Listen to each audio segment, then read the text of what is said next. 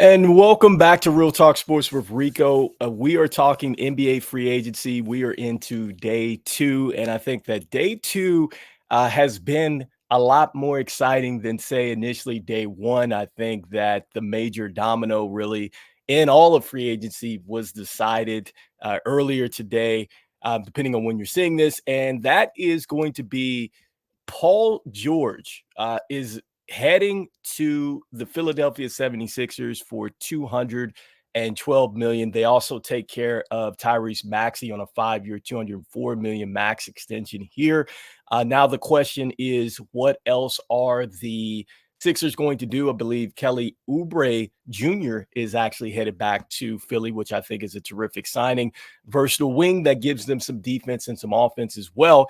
But just reflecting on this Paul George situation, I think that to me, it's not about winning. When Paul George made this deal, I think that it's all about money. And for the people out there that think that it was about the winning, I think that he was much closer with the Clippers than, say, the Philadelphia 76ers are going to be. And honestly, if it was about injuries, if it was about Paul George simply being fed up with maybe Kawhi being injured or whatever the case may be, he is walking into a situation where Joel Embiid has not been the healthiest player as well.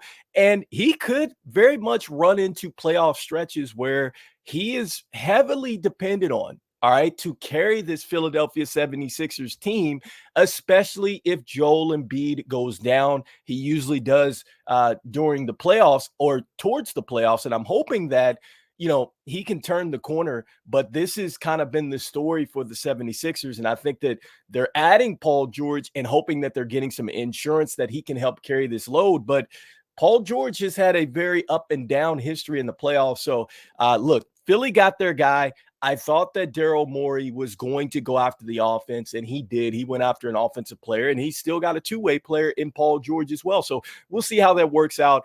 We knew that Philly had the most amount of money to spend, and we knew that it made a lot of sense for Paul George to go over there. And one last thing that I will say about the winning and the money for the people that are kind of looking at this, if it was about winning, he could have played with one of the best shooters perhaps in NBA history in pairing with Steph Curry. And he could have played with Draymond Green and the Golden State Warriors and the way that they like to open it up, but he elected to opt out. And from what I understand, the Golden State Warriors were willing to pay him the max.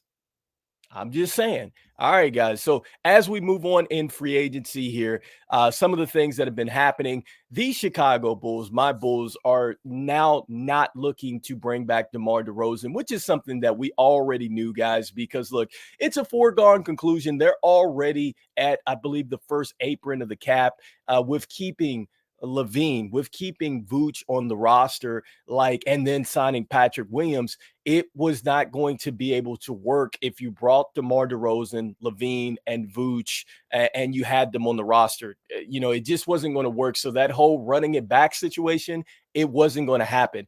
And I think that AK, once he made the move with Alex Caruso, bringing Josh Giddey over, you're seeing that this is where DeMar DeRozan said, hey, I'm out.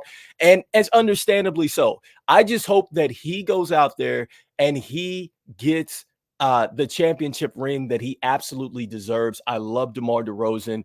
I wish this guy had nothing but the best, that he's not coming back to Chicago. Man, I just hope that he wins the championship. That's all I can really say. With the Derek White extension, all right, 4 years, 125.9. I think it's well worth it.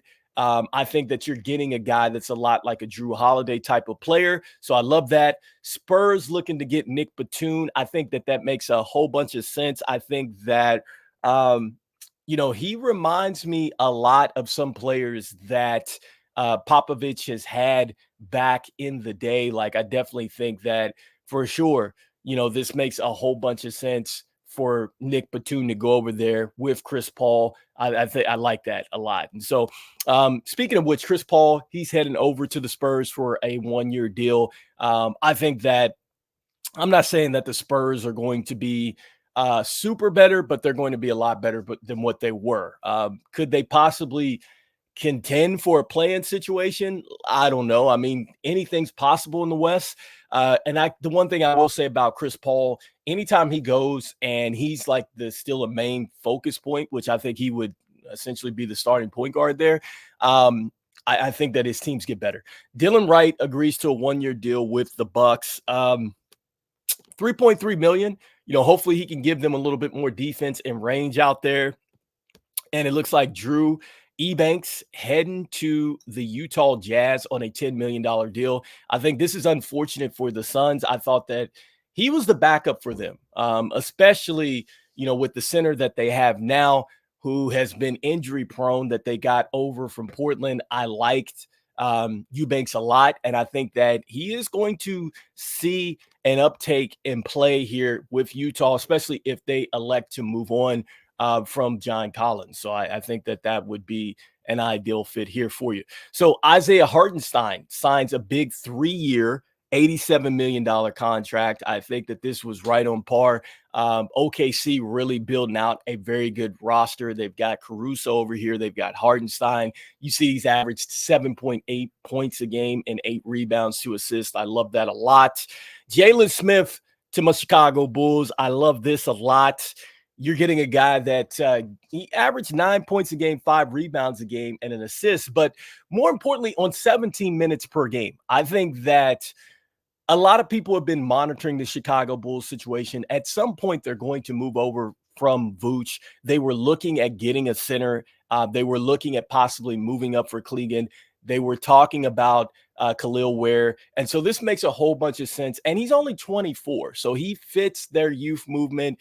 He's played behind Miles Turner. He had to play behind DeAndre Ayton. I think that he has a chance now for this to be his show, so I like this a lot.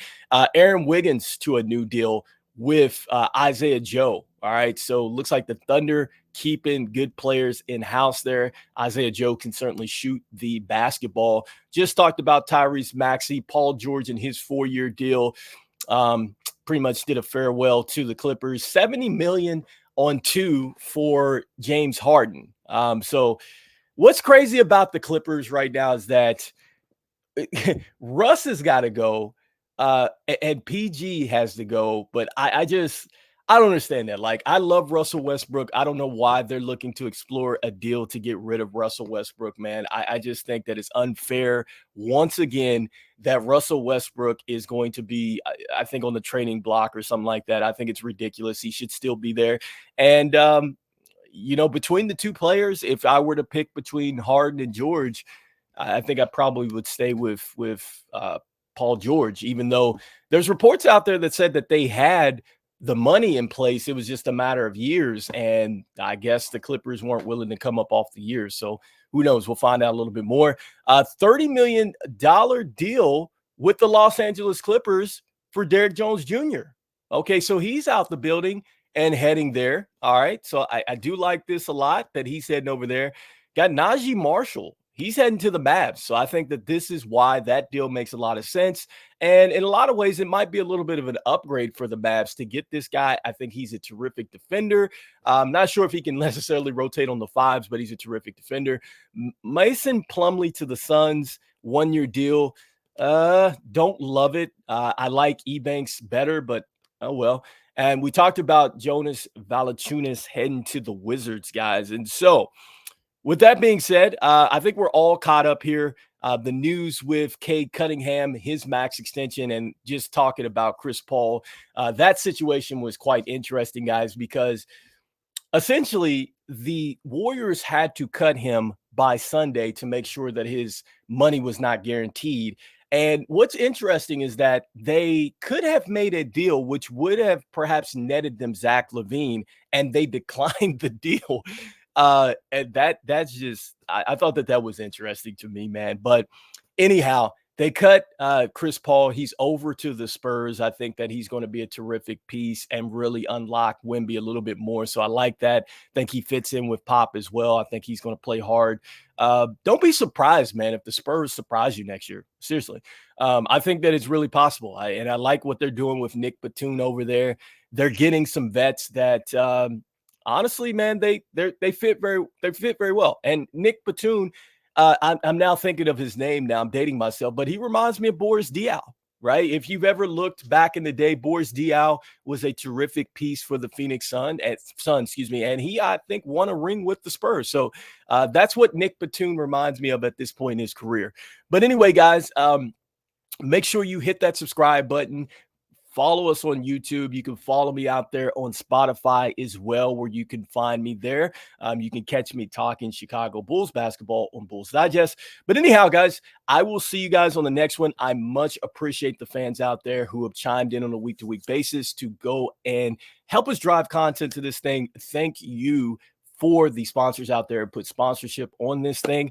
This is Rico. This is Real Talk Sports, and I will see you guys with another episode coming up soon. Peace, peace, peace, peace, peace.